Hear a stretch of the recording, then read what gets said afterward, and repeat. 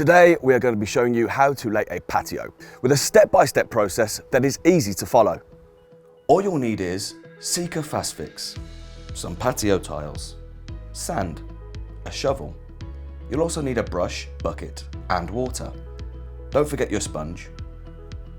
You'll need personal protective equipment, a rubber mallet and a tuck pointer. Before you begin, you'll need to ensure the ground is prepped for laying the slabs. A good free draining subbase is essential to ensure the slabs don't move over time.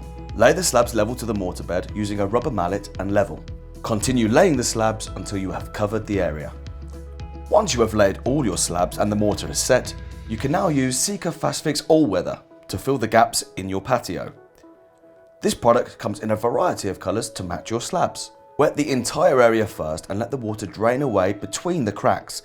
You don't want standing water in the joints prior to applying FastFix. Sika FastFix is ready mixed, so you can use the product straight away. Start by pouring the product between the cracks and use a brush to work the product into the joints evenly. Then use a tuck pointer to compact the product. Top up the cracks and compact down again until level.